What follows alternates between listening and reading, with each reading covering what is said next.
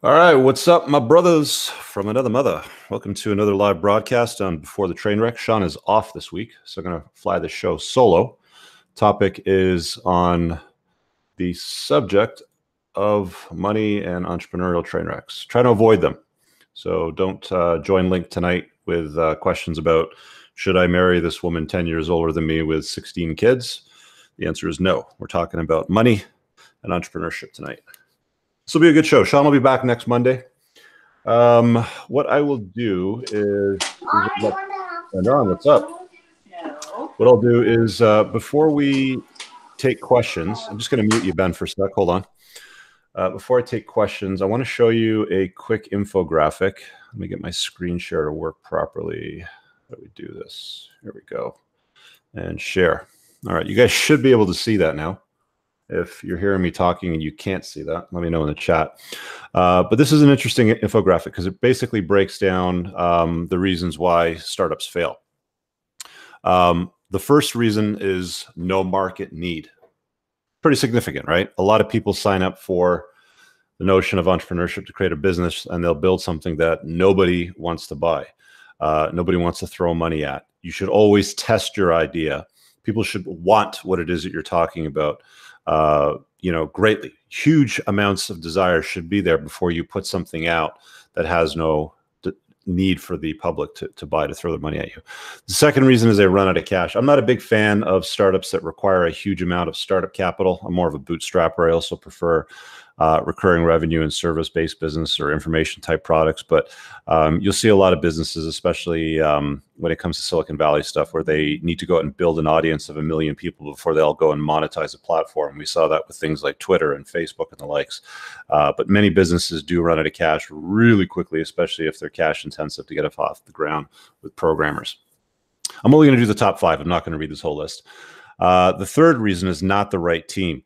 And it doesn't explicitly state it here, but from my own experience and from that of a lot of conversations I've had with other entrepreneurs and business owners, is you put the wrong team together and start something up, usually with your friends, just because you want to hang out with your friends, or you want to create some kind of lifestyle so you and your friends can hang out and do cool shit together, is one of the more common reasons why businesses will fail if you have the wrong team together. So it's imperative that you have somebody that complements your skill set, not just somebody that's your best friend that you want to hang out with and blow somebody in Vegas on a long weekend. Outcompeted, that's pretty obvious. And pricing cost issues, meaning there's no profitability or you've priced it incorrectly. I'm going to stop the screen share. Looks like you guys could see that A-okay. I'm going to pretty much make this whole broadcast all about Q&A stuff. So I've already posted the join link to some people in my community. So I'm going to give them first access to any questions. Ben, you can unmute yourself. We'll just hop right into the Q&A stuff immediately, because last time it seemed to go a lot longer than what I expected. Did you have a question tonight, Ben? Get rid of this gum. By the way, nicotine gum is great for you guys. You want to spark up your focus. Works really, really well. A little hack there I got from, I think it was one of the Tim Ferriss blogs back in the day. Hey, Sam Bott on. What are you doing, brother? Ben, I'm assuming you're just watching then if you're not going to unmute yourself. So what I'll do is I'll grab the join link. Hey, Richard. Yeah, sorry. I had to find the button just now. No problem. So quick question, I guess. When you start up, at least for me, cash is a bit of an issue. How do you raise capital? I mean, I'm looking to open up an LLC in the US, and a lot of the banks for sort of regular lending say, well, you need to be in operation for at least a year. You need to show revenue streams. Do you have any tips or advice on how to raise cash and how to get cash from lenders or sort of that topic? Well, the first question I would ask is, why do you need to raise cash? Can we start with that? Yeah. Basically to buy assets, buy real estate. Okay. Can you tell me what kind of business it is without giving away the farm? Yeah. Just so it's real estate services / real estate investing. Okay. So you want to acquire some assets is what you're saying. That's right. And I don't want to do it in my name, even though I can get probably better rates and all that. I want to isolate that business for a number of reasons. Yeah. Yeah, well, when it comes to real estate development, you're always going to need some cash down to get the ball rolling, usually depending on where you live, 20 to 30%. So if you're talking about having somebody, I mean, you want $1 million property and you've got 300 grand and you need 700 from the bank, sort of thing. Like, is that what you're talking about?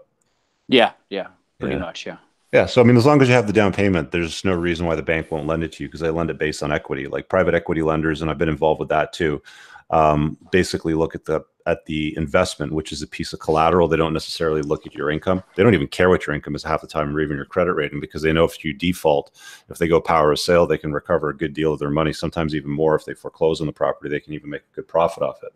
So, yeah, it's all about the asset or slash, the investment that you're presenting to them. So you want to present something that's marketable that they can unload if they need to. Okay, so you would go private equity, I guess. Well, private equity is going to be more expensive. You might pay 13 to 15%. Right. But if you're doing, commercial deals for property, or if you're doing office space or rental properties for tenants, I mean, like, is it for tenants? Is it for office? Like, what are you talking about here?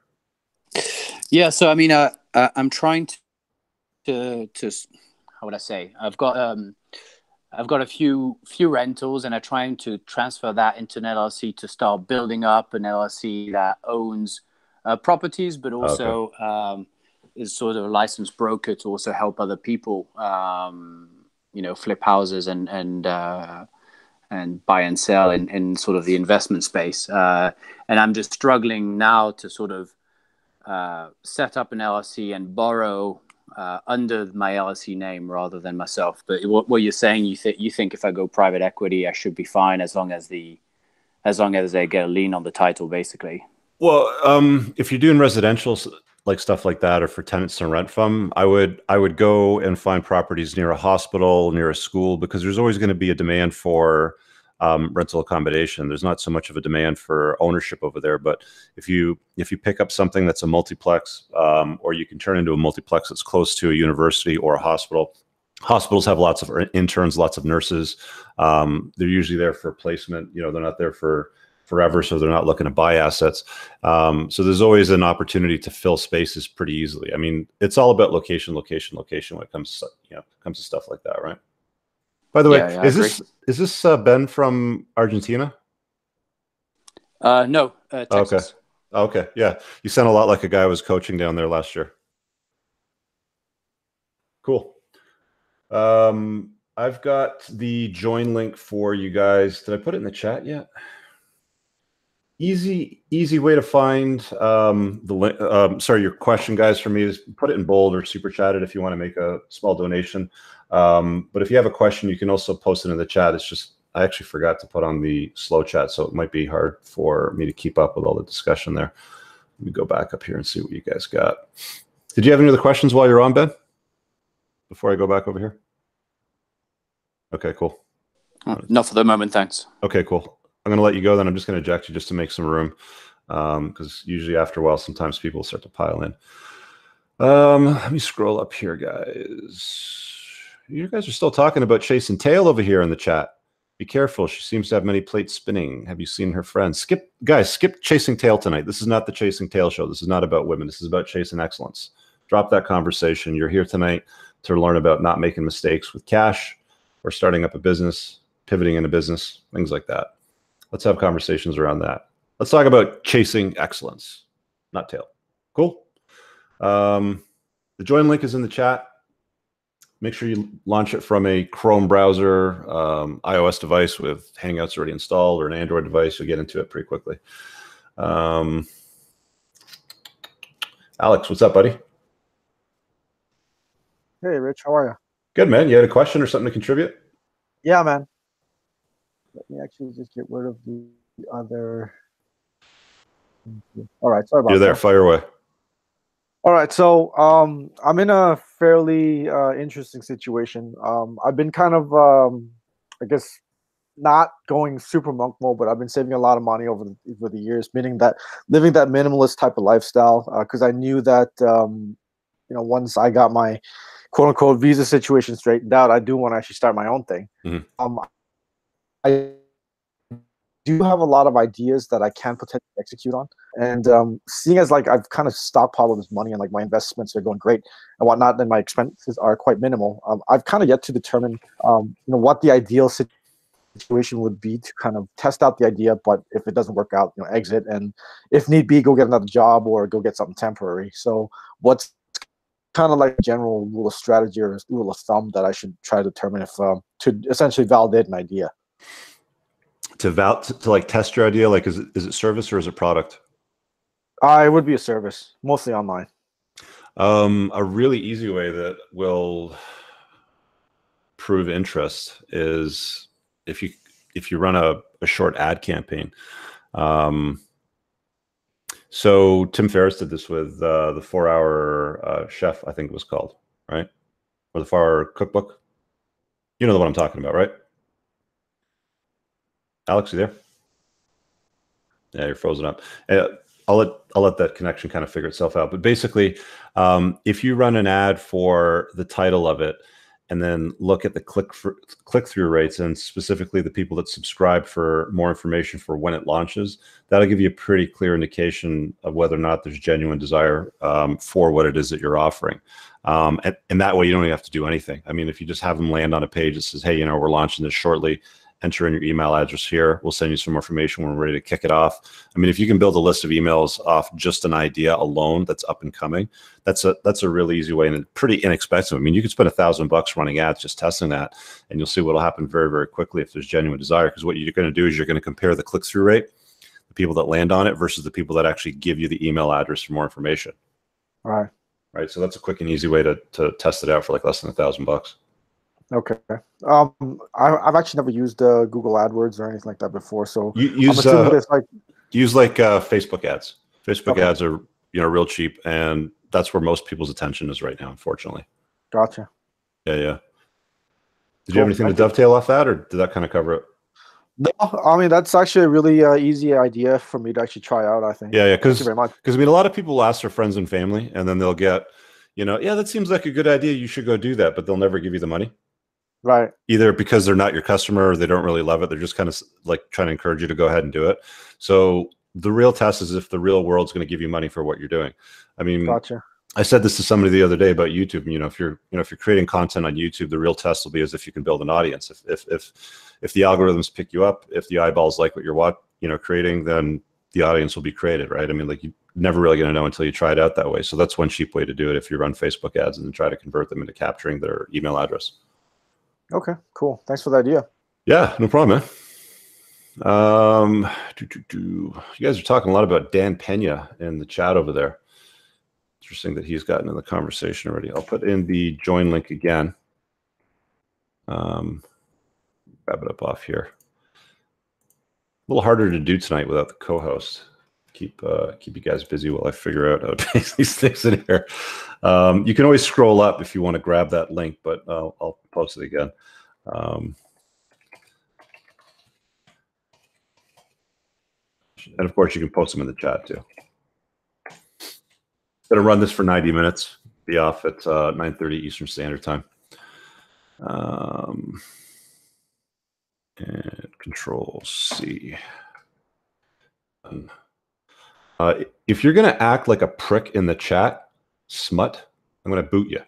Okay, don't use language that's going to cause problems for me on YouTube. Right, here we go. Need to put your own. Sorry, I saw a question there. Hey, Rich, do you mind explaining how you found employees? Yeah, for the company at the start. Okay, so your first employees are going to be the most important ones, right? Because they've got to have the skill set that you need. So how did I get my first employees? My first employee was actually somebody that I knew in the industry who had the skill sets that I needed, that was willing, that knew, liked, and trusted me to get involved at the startup phase. And they worked for my house as well too, at like many houses ago. This is like in 2003. Basically set it up in my dining room. I got rid of all the furniture. I said, look, I'm setting this up and working from home. I need somebody to take care of these 4 tasks. Are you game? I'm really excited about what's going to happen. And they were too. So they jumped onto it. I mean, they basically have to have the same vision that you do for what you're getting into, because you don't have benefits, you don't have cool office space, you don't have, they don't have any confidence you're even going to be able to make payroll, for crying out loud.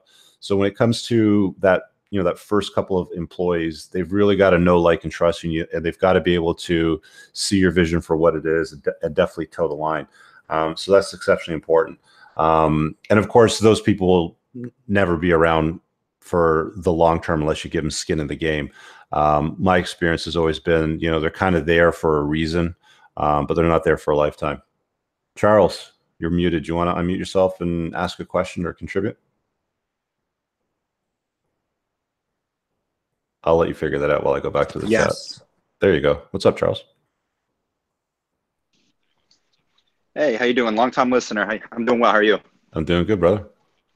Good. My question is, so I'm 26 and I'm looking to start a business, and most of the aspects I have down, it really comes down to the selling and the aspect of just sort of the jungle that is biz, and sort of the cutthroatness of what business is to sell or be sold. I was wondering if you could just give some insight on, Jordan Peterson or Carl Jung talk about embracing of the shadow. I think I've been doing that over the past years.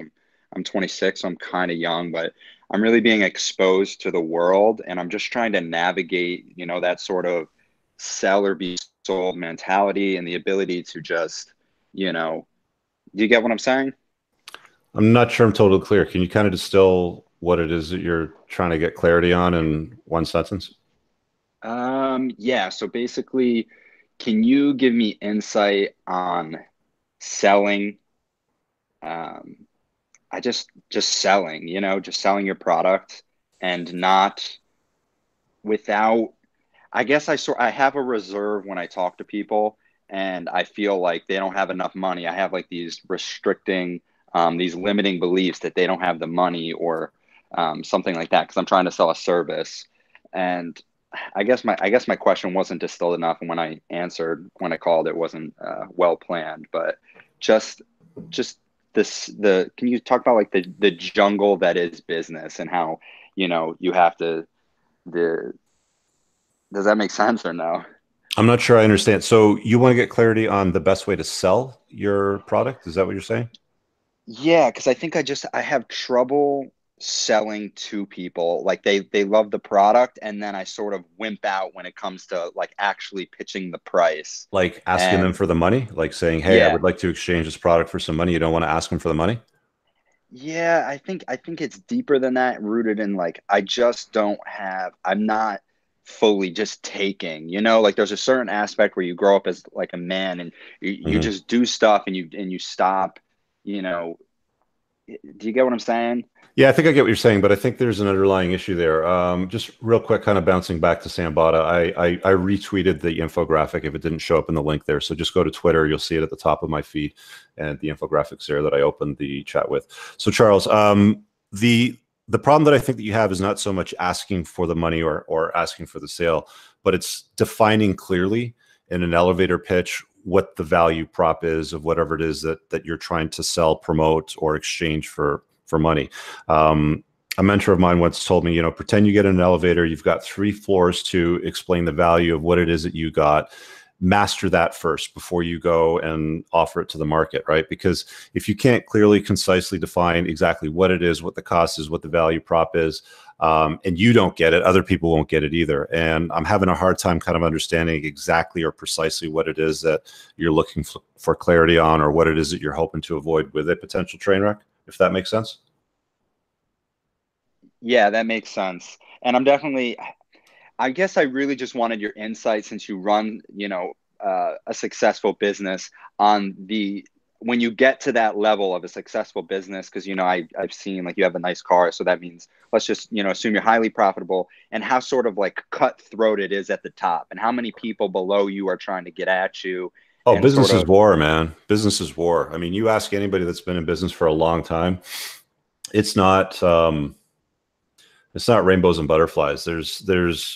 I mean, you get a bunch of entrepreneurs in a room together, and they've got some war stories to tell you. Like, It's one of the reasons why I like hanging out with entrepreneurs, is because they put up with so much shit and they find ways to deal with that adversary.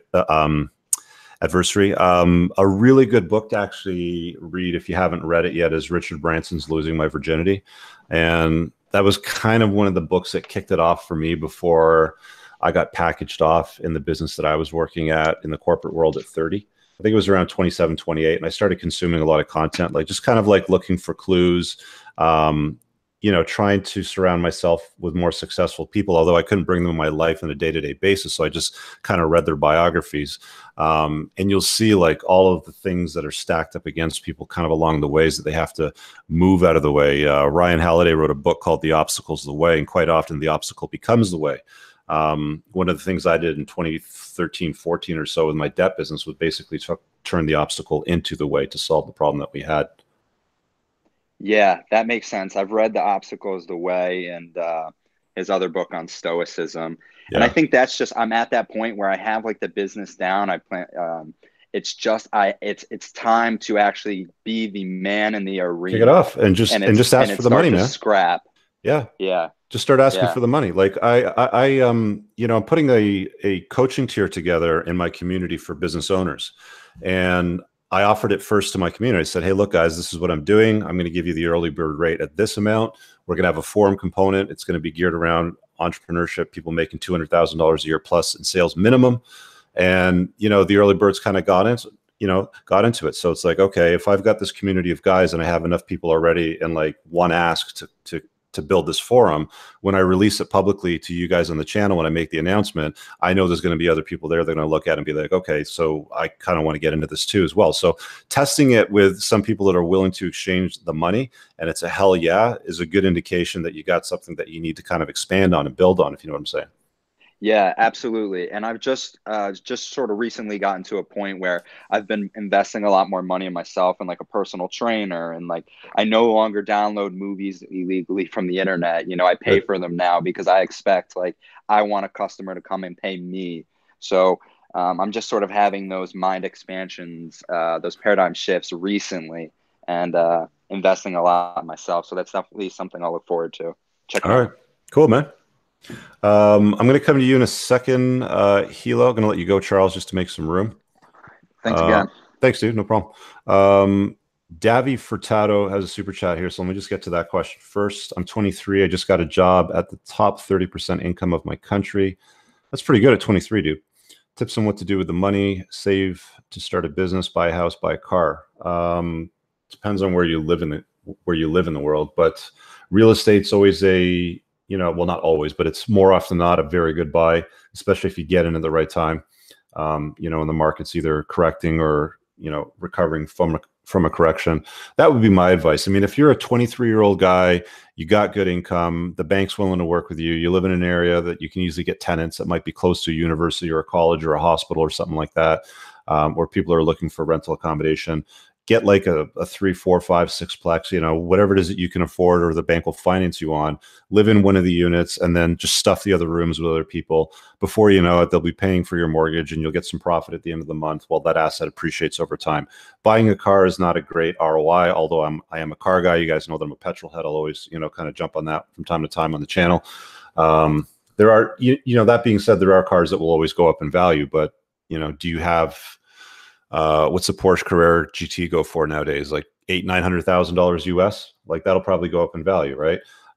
So it's not the lower end easy entry points for cars that will end up, you know, working well for you. But just live well below your means is, you know, the other thing that I can add to that too, Davi. So thanks for the super chat. There's another one here real quick. Dan said, I work for a state agency. I have opportunities for overtime and side jobs. I dump all I can into my savings and IRAs.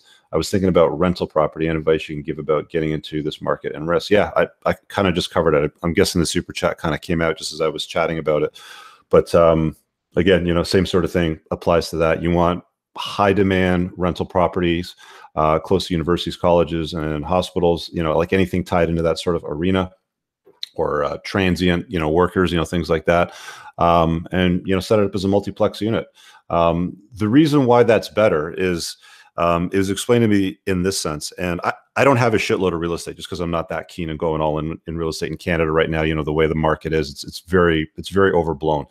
Those of you that live in large cities will know exactly what I'm talking about in Canada, but around the world, it's not even close to what it is like here as a bubble. But when you have like a sixplex, you've got one roof to deal with. You've got one set of windows around the entire building to deal with.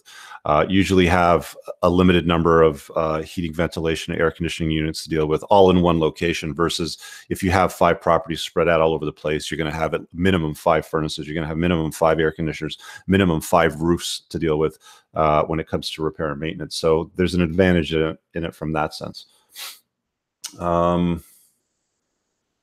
See what else we got here. Oh, sorry, Hilo. You want to unmute yourself? Is it Hilo or is it Hilo? Yellow. It's Yellow. like ice in Spanish. Okay, Yellow. What's going on, dude? Hey, what's up, Rich? Been a long time fan. Thanks for all the help, man. Yeah. You have a question, something you want to check out before a train wreck unfolds, maybe? Hello? I think I have a really bad internet connection. Am I coming through okay? I can hear you, yeah. Did you have a question? Okay, yeah, I had a question. I'm a foreigner in a foreign country. I'm originally from Spain, and I'm working in Mexico, and I'm about to sign the rest of a business.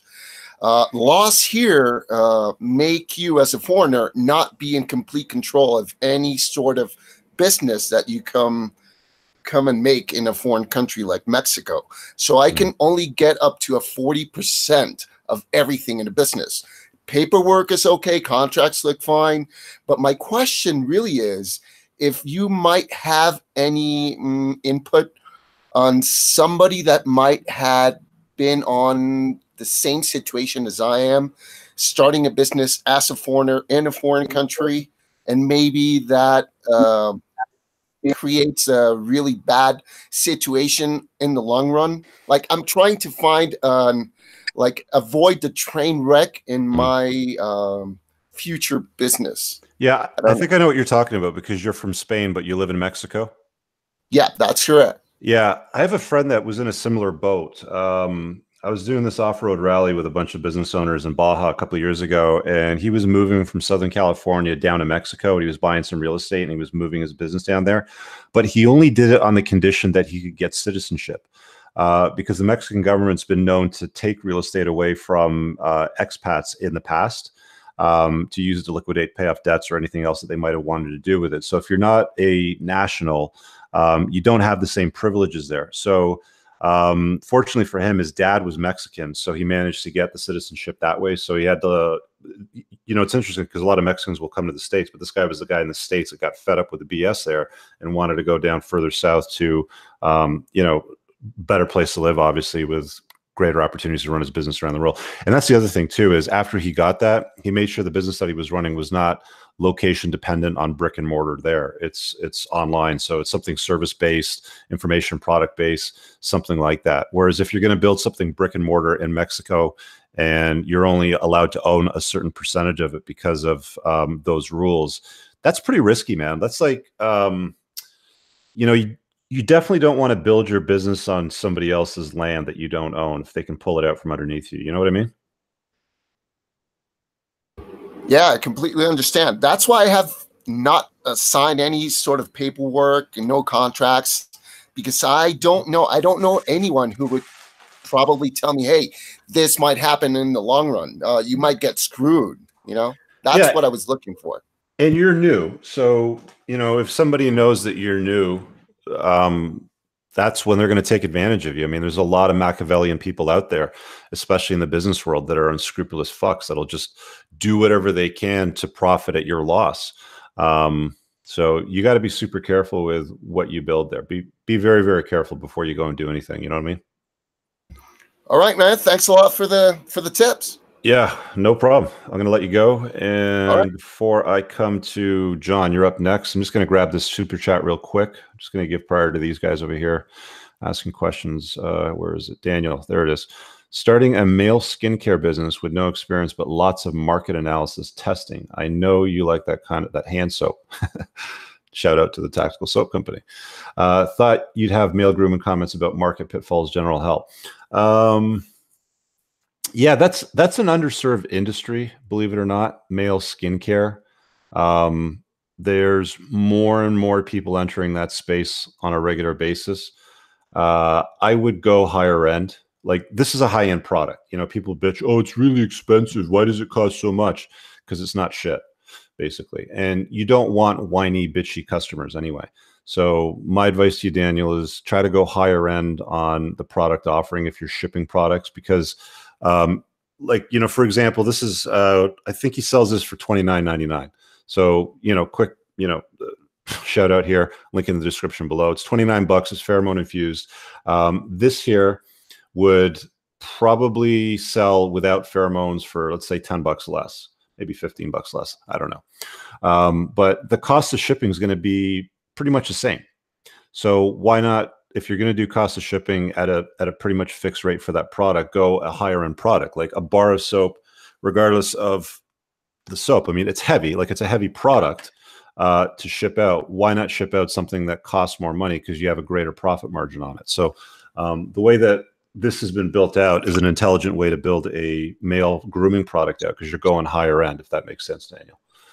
So thanks for the super chat. Appreciate the questions there. I'm going to come back to, I think, John, you're up next if you want to unmute yourself. Okay. Thanks, Rich. Appreciate the content. It's great. Yep, fire away. 2 questions for you. So I want to be an entrepreneur, and I've wanted to for like a while now, 5 to 10 years, but I've never actually pulled the trigger. A couple of my friends, I'm 30 years old now, have already started entrepreneurism, and they're a really good set of guys that just keep me honest and try to get the ball moving. They want to go in business with me, so I want to know what you thought about starting a business with friends. And I'm currently living in San Diego. I was wondering if I could look for a mentor somewhere, like how to go about starting the actual thing I've been dreaming about for so long, but I haven't pulled the trigger on. What industry is it in? So right now it's in clear film, not sure, or like clear bra. Oh, kind of like Expel, clear bra sort of stuff. Exactly, yeah, being like an installer. And the other friend that wants to get me in business is kind of, I work as a programmer right now, so he would just help me like start with funding and things like that. But he wants to help me more of whatever my dream is, rather than like that. I was just curious. So what is it that you're world class at, and what is it that your potential business partner / friend is world class at? He's in dentistry, and I'm a programmer. So I'm a builder, and he's more of like a thinker and getting connections and funding. So dentistry as in like a hygienist or a dentist, or does he supply the dental industry? Like, what does he do? He currently owns a couple of dental practices. So what does he know about clear film on cars? Oh, sorry, this was 2 separate people. Sorry about that. Okay. But he doesn't know much about it, but he would help me get like the funding going for it, just because he believes in me. But I don't know. So he's not a partner then, he's a financer. Yeah. Like he's going to lend you money is basically what it, yeah. So correct. Like if you're going to work with friends in a business, and I don't like this because I've done it before. I worked with one of my best friends that I knew for 20 years on one of my businesses, and he ended up double crossing me, and I had to sue his ass. And of course, as a result of that, we haven't spoken since. And I know a lot of people that have a very similar story that got into business with one of their best friends just because it was one of their first businesses. They were unsure what to do. They didn't have a lot of confidence in themselves. You know, they thought maybe surrounding themselves with friends. And this is the exact same thing that I thought too. Surrounding myself, you know, with friends, they're going to support the mission. They're going to be on board. They'll never F me over. You know, all those things. And more often than not, it goes completely sideways. It just explodes on itself. So my feeling is if you're going to bring on a partner to start up a business, you want a complementary synergy. You want an inside guy and an outside guy, is the way that it was described to me. I think I mentioned this in a video in the last couple of weeks that was published on the channel publicly. But like guys like Steve Jobs and Steve Wozniak are an excellent example. Steve Wozniak was the inside guy. He did the development, built the hardware, blah, blah, blah, and all that stuff. And Jobs was kind of like the front man. He was a marketing guy. He was the face of the business. So in any instance, historically, when it comes to a successful story like this, you'll see some kind of element of that existing.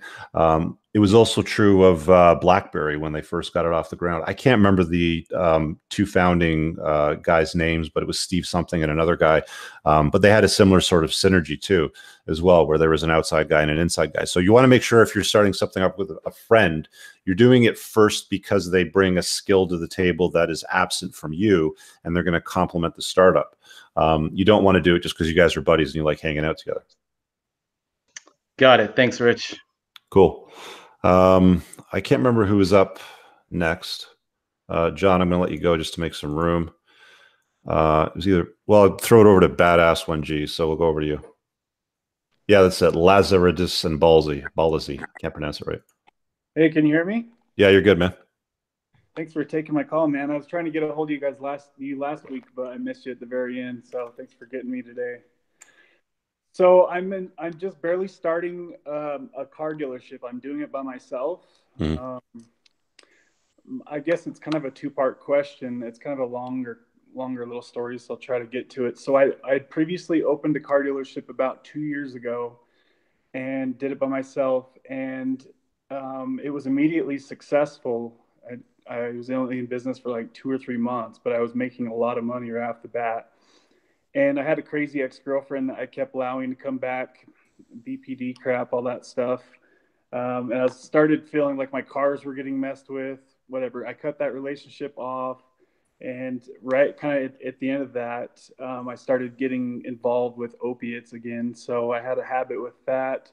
So I shut down the dealership. I moved across to a different state just to get out of here. I found a new girlfriend along the way, brought her with me, and started having issues with her while we were in this other state. I found out that she took a little bit of money out of my wallet here and there. And then the other thing was she kept posting like pretty provocative pictures on her social media. And I don't have any social media. And then she would delete them because she knew that sometime I might see that. So now I pretty much left her in the state that she moved with me, and I'm back here. My same dealership, I just signed a lease on that, so I'm starting the dealership again by myself, but she's still in the other state. She kind of just let me decide what I wanted to do, and I told her I don't think I can maintain a full-time relationship and also start this huge, business by myself. So she's like, just let me know what you think. So I guess kind of two-part question is, would you say that her taking money out of my wallet and also the social media stuff is like grounds, is just like, no, can't do it? Or is that stuff that you could work through? I mean, she wasn't making very good money because she moved out there with me and left a higher paying job. And then she became a nanny out there. But it's like she just stayed with that job for the whole time we were there, which was over a year. What's the higher paying job that she left? It was taking care of autistic children. What did that pay? It was over 20 an hour. $20 an hour is not a high paying job, dude. I meant for her. I meant for her, definitely not for me. Yeah, hell no. Yeah. I mean, she's not complimenting your life. She's a fucking drain. I mean, she's a thief. First of all, she's stealing shit from you. She's stealing money, and then she's also trying to steal the attention of other people. She's not going to add to your cause. Like, you need to let this one go if you want to focus on your purpose and build that dealership up again, and get it off the ground and flourish. You let zeros into your life, they're going to lower your average. If you're going to spend a lot of time with one chick that's a thief, that's trying to steal the attention of other eyeballs online, that's going to be a big drain on you. I've talked about energy vampires before. There's people that you'll be around that you'll feel recharged, like your batteries will literally be recharged by spending time with these people. There's going to be other people that are going to drain them. This chick's draining your batteries. I mean, it's clear as day to me. Why would you even put up with that? Yeah, it's weird, man, because she was literally the lowest drama. We never even argued once. She's smoking hot, no kids, 10 years younger. So for me, it was like I was kind of trying to look at the big picture. Maybe I was just trying to justify, why I could keep her around. But it's just like in this place that I moved back to, I've been here my whole life. And it's like there's all these single moms and they're just all a bunch of turds out here. And I'm like, oh. What kind of cars is your dealership going to sell? You got a Lambo in the picture there. What is that, a Performante, or is that just a regular Huracan with a Vorsteiner kit on it? I don't know. It's just I think that's the Performante, but I'm definitely not going to be selling those kind of cars yet. Why not? I started out when? No, why not? Why don't you sell some higher end cars instead of like the shitty ones? I'm paying cash for all my cars, so Okay. I'm just using my savings to pay cash. Yeah. But I mean, like, what kind of cars are you planning on selling? Last time when I started, I literally was just like trying to find out what would be the best for this area. So I had all different types of cars, new Mustangs. I had some cheaper cars, minivans. I tried everything, trucks. Why did you shut it down after a couple of months? Well, I had that ex-girlfriend that was causing me so much stress. And then because I kept going back and forth to her for several years, I was struggling with opiates, as I mentioned. And so she basically kicked me back into that addiction between her and the stress of this job. And I was like, I can't run this business while being addicted to opiates and having a crazy ass ex-girlfriend that I'm worried she's going to vandalize my cars because we got in a fight. She keeps some of my cars before in the past. So I got what was that line that Sean Smith used in one of the earlier, before the train wrecks, like guys that like to attract, they kind of take on more stress and drama in their life than what's like they're like risk seekers. He kind of defined it like, you ever see those videos on YouTube with a guy that sticks his arm in like a crocodile's mouth when it's open, and then at some point, the crocodile snaps down on it after the guy does it like 50 times and does a death roll and rips his arm off, sort of thing. Like at some point, if you keep making, decisions to get involved with women that are going to drag you into bad habits, like it's going to come back and be a lot worse than getting involved in opiates. You might be found dead in a ditch, or maybe one of your body parts will be found in a ditch if you get with the wrong chick, if you know what I'm saying. You want to build a business and get it off the ground. The last thing you need is a distraction from a chick. You cannot chase your purpose in life if you're constantly distracted from that purpose with drama. Like, don't let women that bring drama into your life get anywhere near you or your business, especially at the startup phase. You shouldn't have any patience for that whatsoever. It doesn't matter how hot they are, how young they are, how great they are in the bedroom, whatever it is. When you get it off the ground and you're making millions of dollars, several years down the road, you'll be the one that'll be spoiled for choice, and she'll come knocking on your door and you'll be like, nope, not interested. Yeah, that's a good idea. So if you were in my shoes, obviously if you were in my shoes, you would X her out of the picture. Don't even think about her, right? Yeah. Okay. So what about, would you spin other plates while you were doing this, just to do like, ideally for me, I would like, shit, give me a weekend girlfriend, like nighttime weekend girlfriend. I'm good. Let me ask you this question. If you were to rate your sexual marketplace value on a scale of 1 to 10, with 10 being the best version of you and 1 being the worst, where would you rate yourself? About an 8. Yeah. So what can you do to be better? Like, what would make you a 9 or a 10? To have my financial success going again. I'm able to be very financially successful in this state that I'm in, because I've just built so many connections and I've sold cars for years and years and years, and it just comes very natural to me. Yeah. So I would just say, just to get my business stuff rolling again. Like, I'm a bodybuilder. I've always gotten the hottest girls, and everywhere I go, pretty much, I've always had the hottest girlfriends, and success comes naturally to me here. So I think really just getting back on my success game, and I've been out of that game for a while now, pretty much a year and a half. I've just been hanging out with that other girl in the other state. I was looking for places to start a car dealership out there, but it was more like a country town. There wasn't much. How old are you? I'm 37. You're 37. Yeah. Have you made your first million yet? I don't know. I'm not sure. I had a Dodge Viper at the age of 23. 06 at 21. Yeah. But what do you have now? I've got maybe 200, 250. Yeah. Cash. Yeah. Forget about chicks, man. At 37, you should be well on your way to becoming a multimillionaire. Spin plates once you got the business off the ground. Once you got some time in your schedule, then, spend some time maybe around women. But it would probably be a pretty good idea to go monk mode for a little bit. you know, give yourself some distance and some space so you can fix your shit, not get distracted, you know, kind of marinate on the distractions and how they worked out for you in the past, but just get the business off the ground, man. Like, you know, chicks dig guys that are chasing excellence. Like if you're hung up over this state or that state and whether I should take this one back or go with that one, and I'm not really sure about this girl, but maybe I should spin plates sort of thing.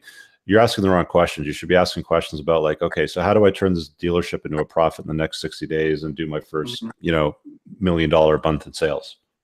Yeah, I keep finding myself like trying to reach out to different girls and stuff here from this previous state. I'm like, oh, what am I doing, man? You're going to care about chicks a lot less when they're showering you with unsolicited attention because of their success that you're achieving and signaling publicly, right?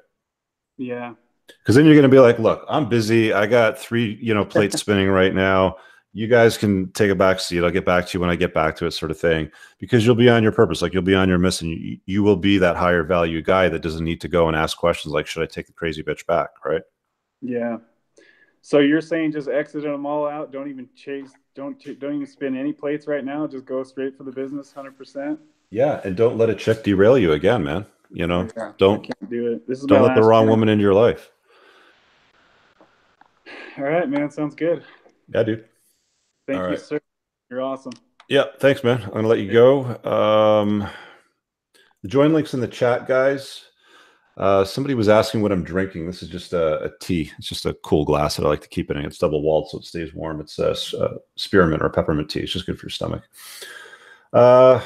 I forget who was on next. I think Robert, you were waiting. So if you want to unmute yourself, you had a question.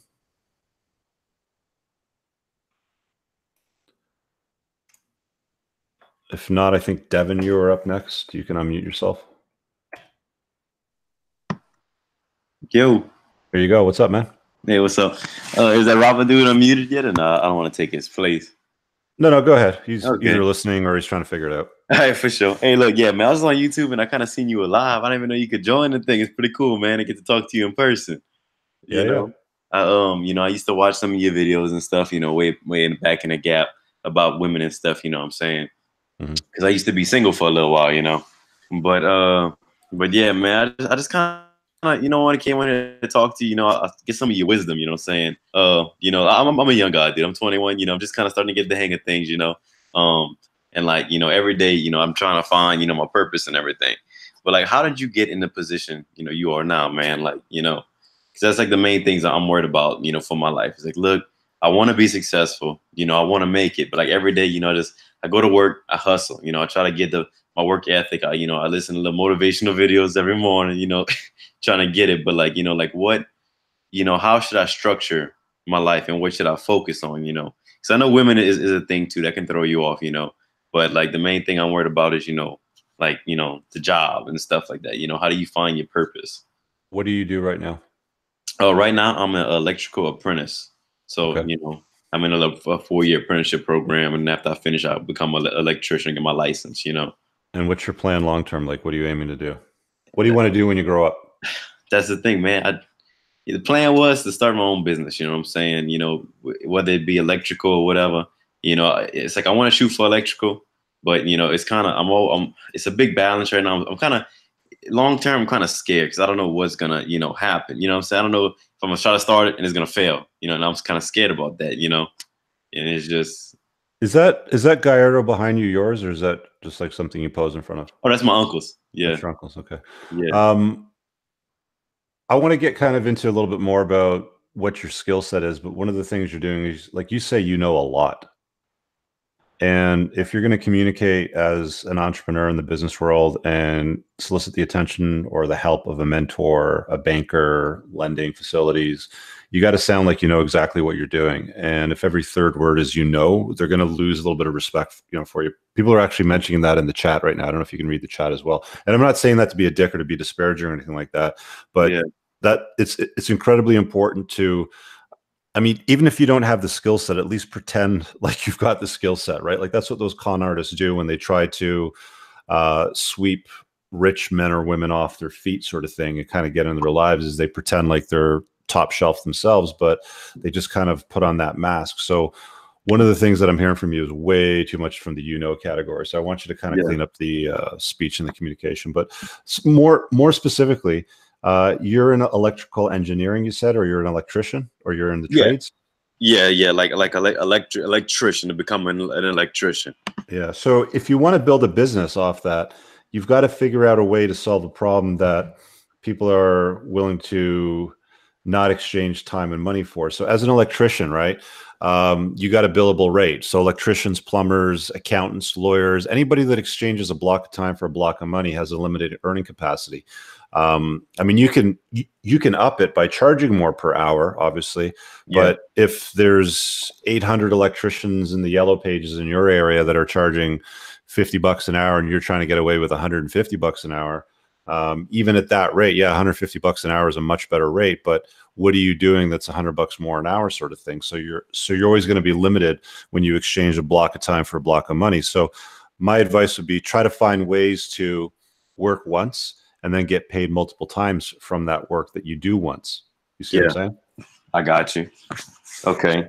So look for opportunities outside of the box. I mean, for some guys, like I have a friend that's he's a licensed lawyer to practice law. He can do that, but he doesn't do it anymore. But what he learned as a lawyer practicing law and then dealing with corporate law and then dealing with HR law and getting tied into a different, like 2 to 3 different businesses, he figured out what it was that businesses are really good at and what businesses are really bad at. And then when he started to go and build his own things, he didn't practice as a lawyer, but he just took the critical mindset to go and find a way to build something that had an opportunity to create either recurring revenue or some kind of subscription-based revenue over a longer period of time. So there's like a trickle of income that comes in. And what he did was he actually built one of the largest cannabis companies here in Canada, and recently sold it off to a company on the stock market. So, I mean, you don't want to get yourself locked in the cycle of exchanging time for money, I think is an important thing to consider. So to really truly scale up something big, you have to solve something bigger in a way that lets you make money while you sleep. Like that's really the only way to do it. Otherwise, you're always going to be working for that hour of pay. Yeah. Does that make sense? It makes a lot of sense, man. It makes dollars. Cool. All right. I'll let you go. Appreciate you, man. Yeah. Thank you. You're very welcome. Take care, man. Robert. So you got a picture up. Did you get the microphone working? Yeah, can you hear me? Gotcha. Fire away. All right, I've been self-employed for 20 years probably. Scraping by.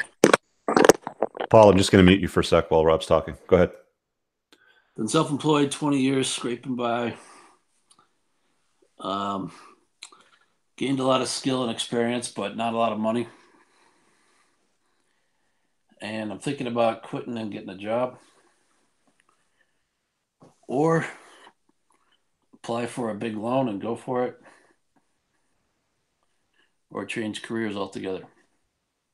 So what you did was you became a solopreneur. Like I think the stat is something like 96% of people that identify as business owners or entrepreneurs are really and truly solopreneurs. So they're running the business themselves, or maybe with a spouse, or maybe themselves and a kid or something like that.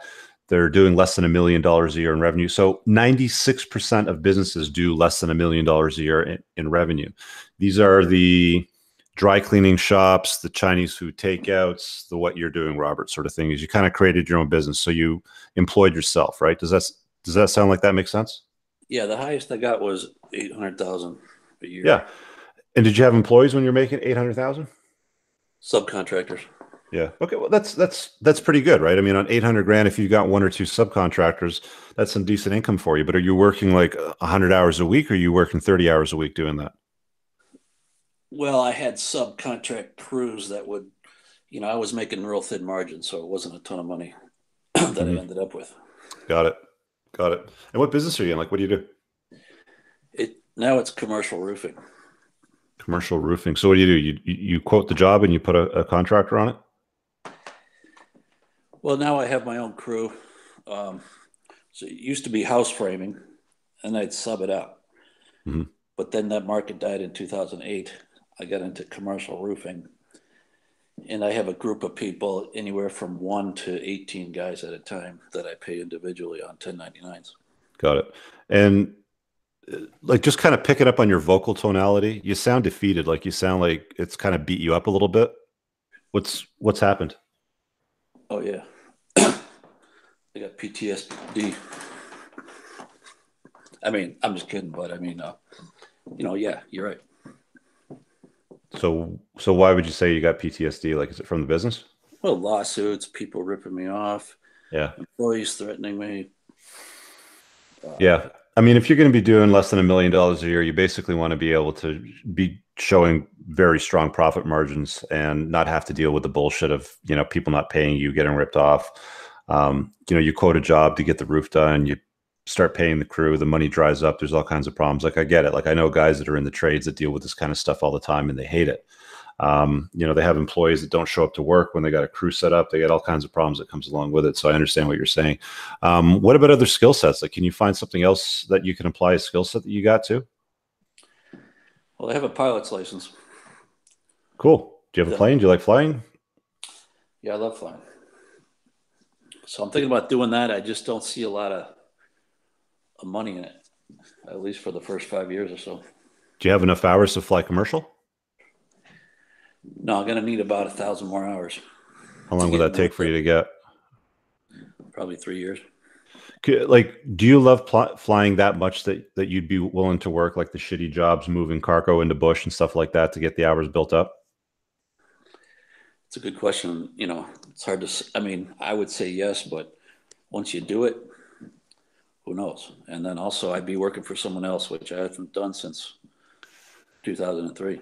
Yeah. But I mean, you also structured yourself a life where you're basically working for somebody else. I mean, you're working for your clients, you're working for your contractors, you're working for not a lot of profit margin, and it sucked the life out of you. Like, I can tell in your voice, like you sound down on yourself. You know what I'm saying? Yeah, I have like 100 bosses pretty much. Yeah. Bosses. Yeah. And, the whole point of running a business is to work yourself in a position where you can build sufficient FU money where you can tell crappy customers to F off, right? Mm-hmm.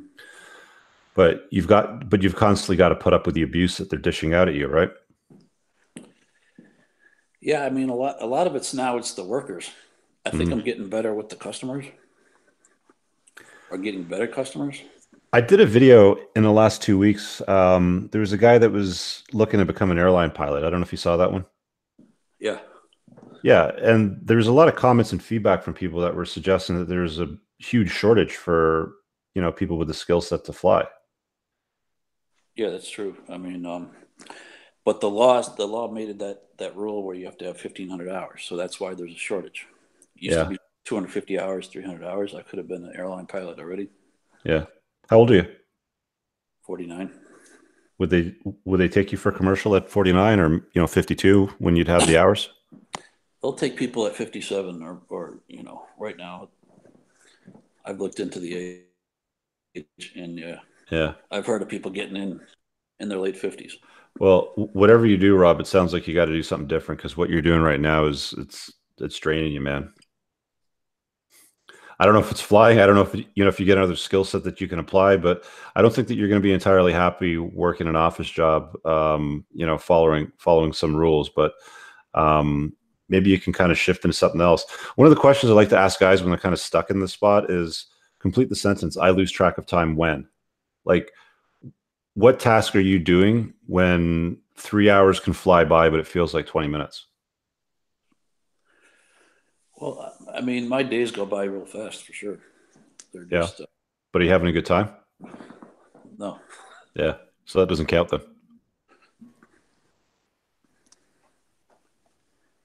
When you're having fun, I lose track of time when. What are you doing? Probably flying. I would start looking for something around that seems to light you up. All right. All right, man. All right, thanks. Okay, talk to you later. Ciao. Bye. All right. I'm going to let him go. Paul, there's a couple other people that came on before you, but you're one of my community members, so go ahead, unmute yourself. I'll give you front row.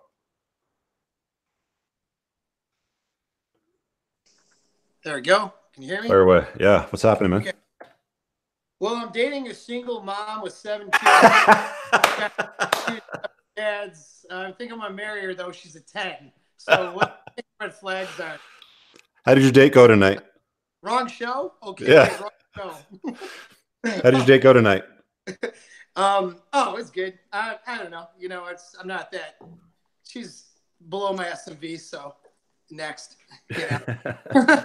All right. So what's shaking with business and money? Yeah, so I'm getting. I'm obviously kind of a newer entrepreneur as in military and government work for a while.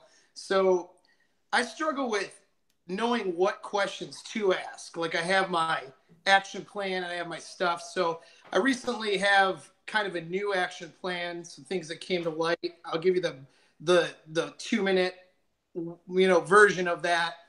And what I'm looking for is basically anything that's a red flag that you could identify, something I need to kind of look out for with the plan, So in a nutshell, as you know, I got my channel, the YouTube channel, and I got, my coaching that is starting to kind of take off a little bit.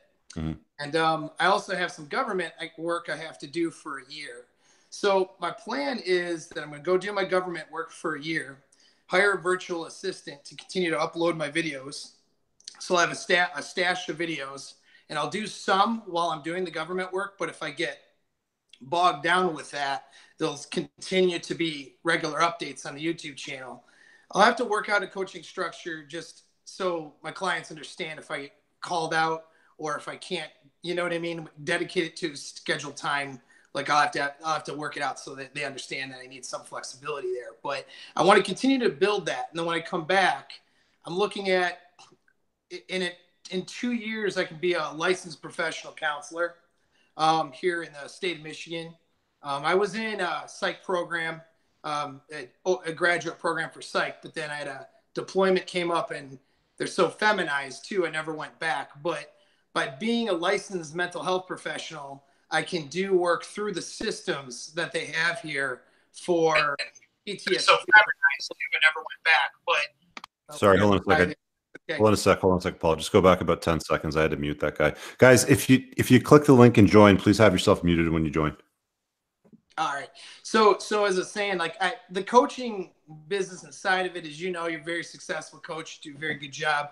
Obviously I don't need to be a licensed mental health professional to do that. I'm probably more effective not even going through the academic stuff. As you know, that's polluted with feminism and a lot of things that harm what I'm coaching for, right? Mm-hmm. But having that license will allow me to work with through the VA system, through hospitals, and to work with soldiers, PTSD, and stuff like that. And basically their insurance can pay for me at that point. So I'll have both. I'll have the coaching, what's the billable rate doing it through that process? Like, what do they charge? So billable rate as a counselor is between 150 and 200 an hour, depending on what insurance they have and how they're paying out. But I mean, then you're always exchanging time for money for $200, right? Like my coaching rates on Clarity right now, it's $1,100 an hour. Right. I've got a coaching tier for $1,000 an hour, and I have no pieces of paper on my wall behind me framed in mahogany saying that I'm qualified to be a psychotherapist or any of that bullshit. And the reason why I coach is because that's what I'm doing. Like I get to shit really quick and I'm highly effective.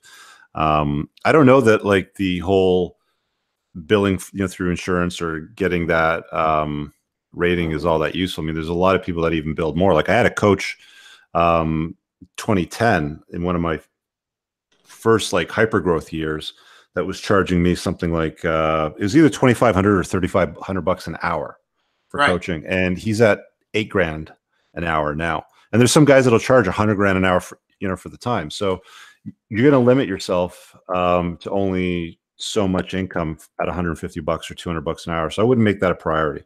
Sorry to cut you off, but yeah, it's not the biggest priority. It's just gives me an opportunity. It's really gives me the ability to work with veterans who aren't going to be able to afford the higher rate. I don't, like I said, I don't need it for the coaching business, but that part, I kind of want to be, I have transactional real estate. I have a team.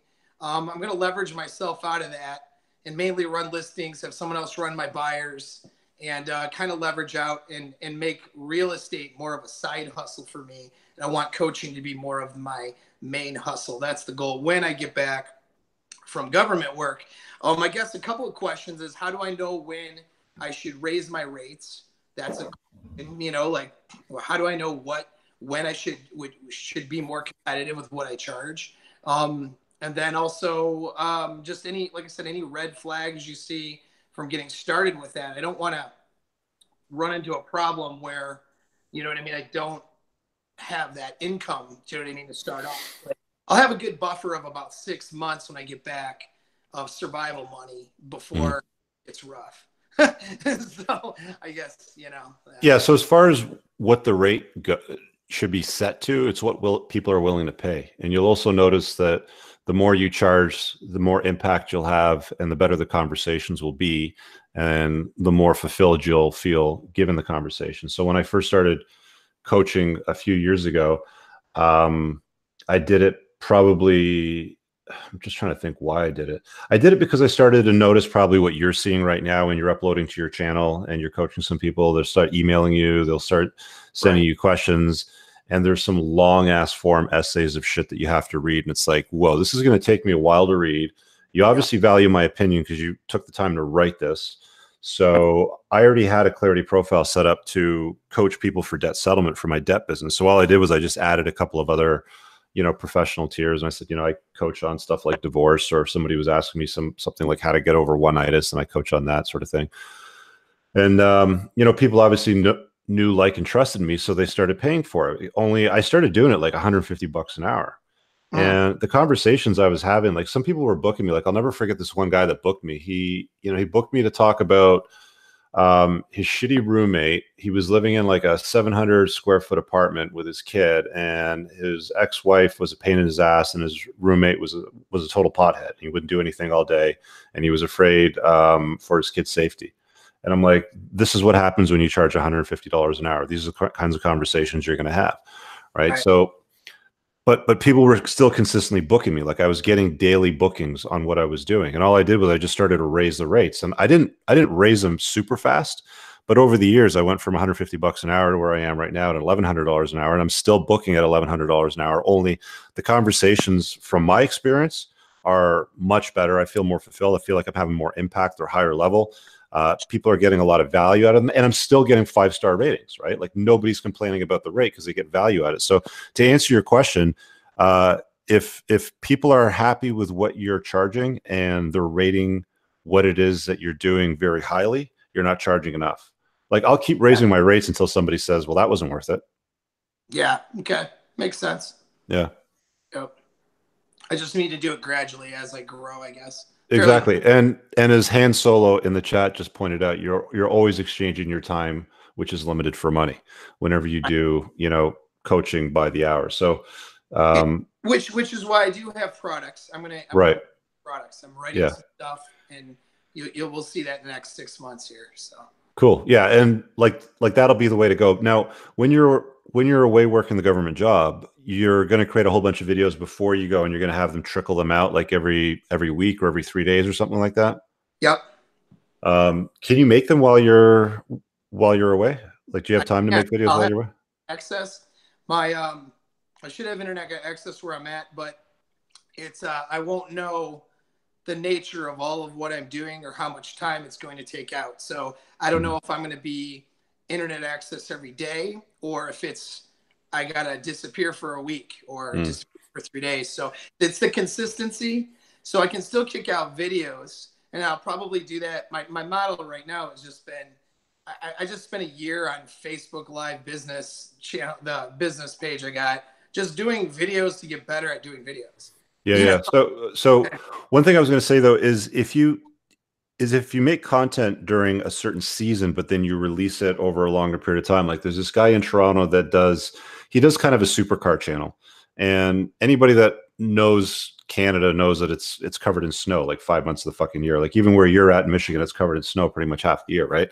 But he's putting out videos throughout the winter that are filmed in the summertime that just don't connect with the audience directly, and he hasn't grown very fast, I think, because of that. Whereas if you kind of fill in like the winter season with some, something else, or if you're away on deployment doing what you're doing, you can create content there while on location. People see the thing about YouTube when you create content and when you build stuff like this out is they build a connection with you, and it's like they have a relationship with you, right? So I run into people all the time. They're like, hey, you have a YouTube channel, or hey, you're Rich Cooper, or I'll be at the gym doing my shit, and some guy will come along and tap me on the shoulder and be like, you're that guy on YouTube, sort of thing. And it's like, okay, cool, like chill the fuck out. I don't know you, but it's like that dog humping your leg and you're like, get the fuck off my leg, sort of thing, right? So they develop a very strong connection with you. So I think it's important to, when you're communicating, you're always looking at them, but it's relevant and recent to the time. You saw the video that I put up in the last week or so where I was like in a fucking snowstorm in the car? I think so. Yeah. Like that was from 2 months ago. So if I let that stuff pile up too late, then it gets published. People go, dude, it's like April and it's snowing in Toronto still, like that badly? Sure. Right. So it's always good to try to keep it present. So I like the idea of doing batch work, but whenever I do batch work, sometimes I'll have a backlog of videos for like a couple months, but I try not to let it go too long, because if I filmed it in like late winter or spring, and then by the time it comes out, like the cherry blossoms have already fallen off the trees and the grass is pretty much green everywhere in the world, they're going to be like, what the hell, man? Why is there a snowstorm going on over there? Yeah. No, that makes sense. Well, a lot of them I'll do indoors too, and kind of take so it's not totally seasonal. Yeah. Got it. Yeah. I thought about that too. And see, my background, it's not the warehouse I was in last. Yes. Somebody said, hey, it's the warehouse guy. Yeah. Like piled up. Well, is this guy homeless? What is he doing? Anyway. Yeah. All right, cool. Did you have any other questions? That's good for now. I guess we started. I appreciate it, Rich. Thanks a lot. All right, dude. I'll catch up with you later. All right, man. All right, ciao. Later. Okay, I'll let you go. H Jones 49. You want to unmute yourself? You had a question? Hey, what's going on, man? Can you hear me? Fire away, dude. Yeah, you're good. Oh, what's going on, buddy? I gotta say, just kind of like the other guy, man. You guys are awesome. It's kind of cool getting to talk to you. Yeah.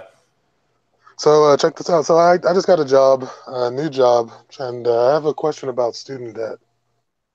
Okay. And so I'm kind of sitting at around 30 right now, and I really need to get out of this. Do you have any advice on how to dig out of this hole? How old are you, and where do you live? 24, and I'm in the Southeast states? Yep. Well, you can't discharge debt with bankruptcy there, right? That's true. Yeah. Yeah. Okay. So you're kind of stuck with that. So 30 grand.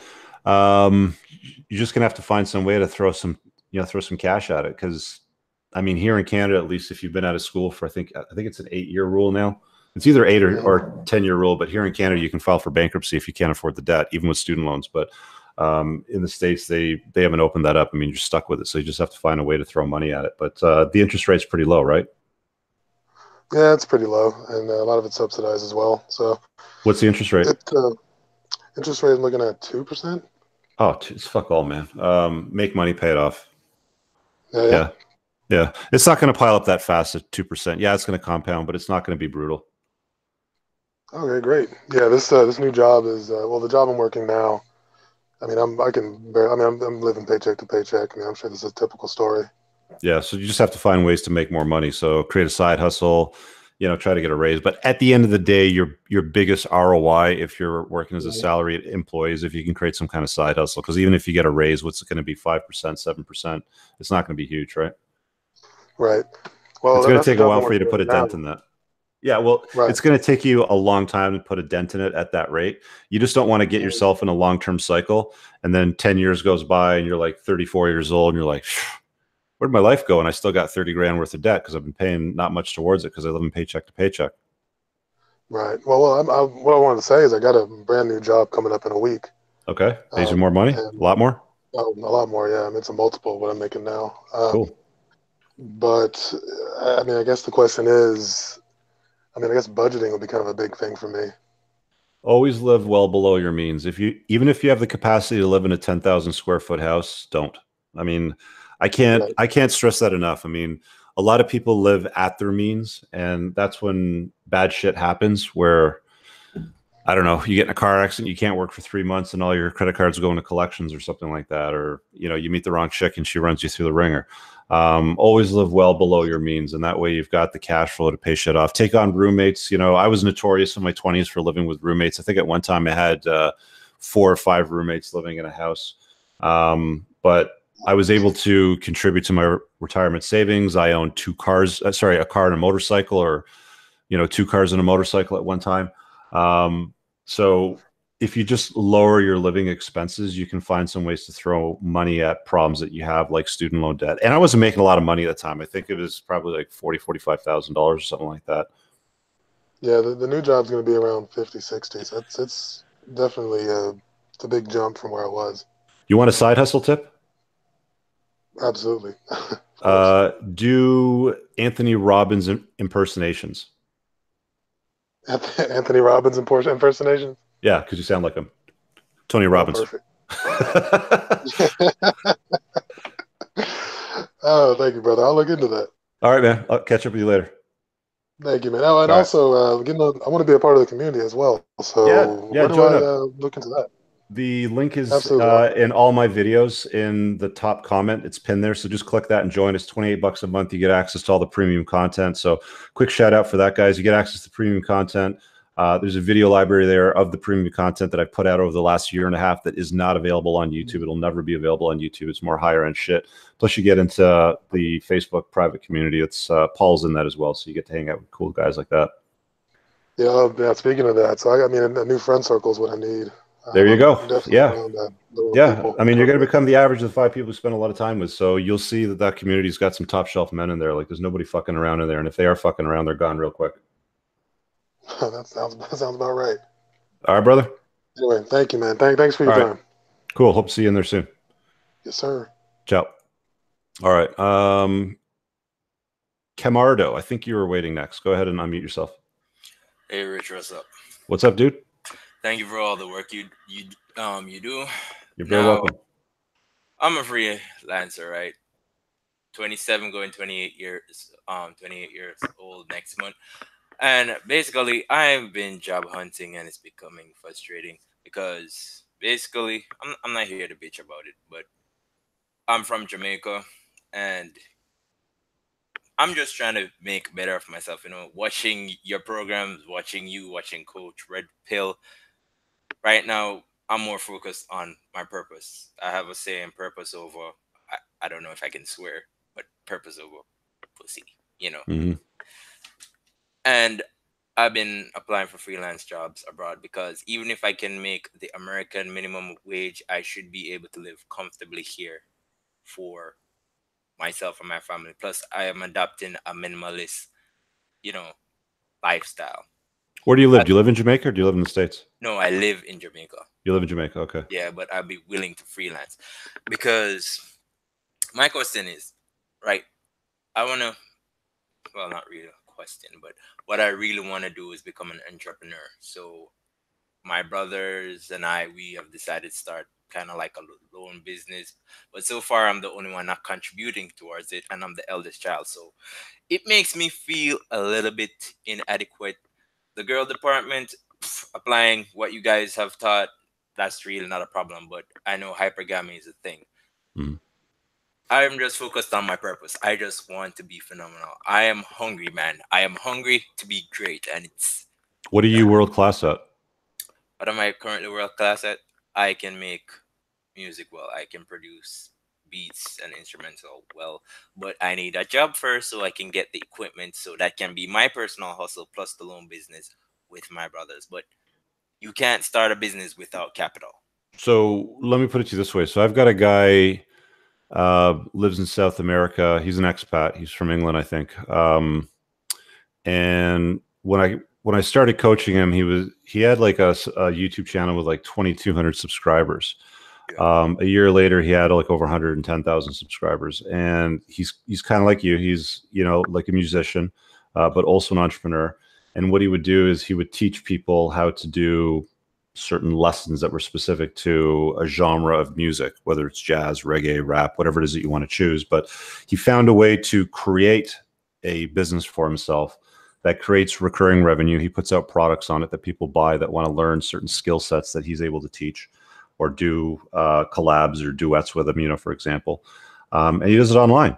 You don't need to, like, finding a job for the most part, like JOB stands for just over broke. Yeah. Right. So you've probably heard me say that before. You've just repeated it back to me, so you know that. So you're never going to be able to fulfill the dream of becoming an entrepreneur if you're going to burn through your life, you know, burn through time, burn through 5-10 years of your life working for an hour of time for an hour of repayment for that time. And at the end of the day, it's not that useful to the employer, and it's not that useful to you. That's why you see more and more people move into creating their own things with location independent income. You live in a nice place of the world. I'd love to live in Jamaica. It's yeah, cold. Jamaica's beautiful. Yeah, it's beautiful. You got great beaches, you know, great food. It's a beautiful place to be, right? So why can't you create a business where you're at right now, bill in US dollars, which is the currency of the world basically, but create a audience or a entire community of people that are looking towards you for what it is that you're world class at. And if that's producing or creating music, what can you teach people that they can exchange money for, or maybe join a community and subscribe to monthly to get access to your premium content? You see what I'm saying? Oh, I see what you're saying. Oh, and by the way, has anybody ever told you that you look like Kratos with glasses? Yes. Oh, okay. Yes. In fact, I've heard that many, many times. But yeah, that's. And I've got the game too. I actually got God of War just to check it out. It's a pretty cool game. Yeah, it is. But yeah, it's like I have my dad. You saw this, right, buddy? You know, he's abroad. Dude, hang on a sec. Break. That? Break for the cause. Oh, Check nice. See that? Yeah, yeah. I see God of War. Yeah. Yeah. There's a reason why Scott called it God of War. Yeah. And the next thing, the reason why I would like an online, you know, job is for the time being. I'd really like to be a part of the Redman group, but I'm just broke, and I don't want to have that mindset because I meditate, I read, and I do my best to take action. I apply for offer my service daily. Every day I get up, I'm applying. My girlfriend asks me what I'm doing. I'm like, I'm applying for a job online. She's like, wouldn't you work locally? The thing is, you know, I would work locally, but you think the minimal wage there is bad. It's basically, it would be the equivalent of $2 per hour in the US. Yeah, so you've got a limited belief on yourself because what you're spending your time on is looking for a job. You're looking to be just over broke, right? Yeah. Right now you're broke and you're looking to be just over broke. That's not that much of an improvement. So why not create something that would allow people to pay you for what you're world class at? You said that you're good at producing music. Why aren't you doing that? I would like to buy a keyboard to improve the quality of my music production, because I'm good at making the beats when I have the keyboard to work out what I need. Yeah. Cool story, bro. But at the end of the day, when I started making YouTube videos, I used something like this. I used the camera on the back of a cell phone that I had making one of my first videos. I didn't have expensive equipment. I just got this microphone that came in. So this is a $600 microphone. It's a Shure mic. I got a new setup that I got to create. This is all courtesy of you guys, by the way. This is courtesy of you guys watching my videos, of creating super chats and stuff like that. And it goes back into the business. So you don't necessarily have to start with, you know, anything high end that's going to cost you a shitload of money. What you have is already sitting in your pocket. You've got a cell phone, right? Yeah, I do. Yeah. So what you have is already sitting in your pocket, and all you have to do is have access to a Wi-Fi signal. Go to a coffee shop, create your video, upload it from there, and solve somebody's problem, something that they're looking for, and keep doing that over and over again until you can build a big enough audience that you can sell them stuff, something that solves a problem for them. Build your own business, right? Like the show that we're talking about today is avoiding train wrecks when it comes to money and business, and you're never going to get that, you know, create that dent in the universe where you're having impact if you're going to keep looking to just be over broke. You're at broke. Do you want to be just over broke or at broke? F all that. Scrap it. Go higher end. Think bigger. You're thinking anyway, so why not think bigger? True. So F the excuses, think bigger, make that money. Yeah, man. All right. Cool. Thanks, Rich. All right, man. Take care. All right. All right, I'm going to let you go. I got room for one more call. Steven, you want to unmute yourself? Hello. What's up? How you doing, Rich? Good, man. How are you?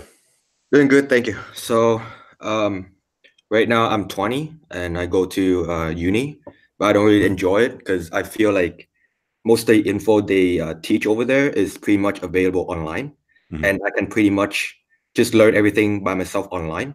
And the things they teach are not very useful in the real world. What are you going to school for? Sorry? What are you going to school for? For business. Okay. And where do you live? I live in Canada. Okay.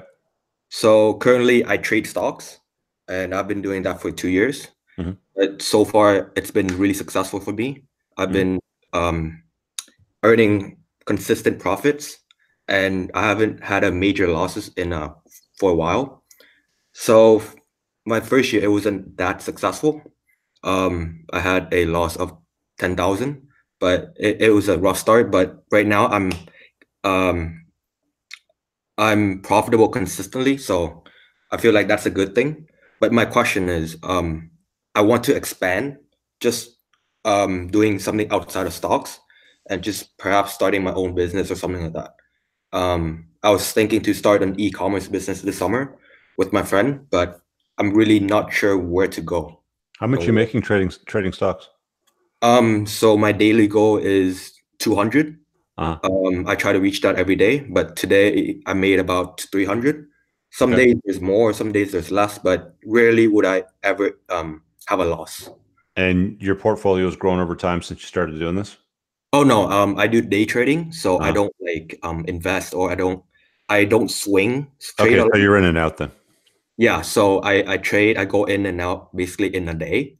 I don't usually hold like a position overnight. Yeah, okay. Well, you're also not building anything of any significance, right? I mean, like the whole reason that Warren Buffett, Ray Dalio, like all these world-class investors have these holding companies that hold shitloads of fucking publicly traded stocks is because they build it to things that are creating income, like dividend payments and stuff like that. And there's of course a long-term growth. So like the day trading angle works. I know people that do it. I mean, I know quite a few people that do it. But again, you're always exchanging time for money, right? Like unless you reinvest something into a longer term. But I mean, you're asking about starting up a business. What sort of business exactly is it you like? You want e-commerce, you said? Like you want to ship products? Yeah, I was thinking of basically having being a middleman and possibly just shipping products, basically advertising those products as just being the middleman and just shipping it directly to the customers. And why wouldn't they buy it from Amazon? Like, why would they buy it from you? Because I target specific audience better, I believe.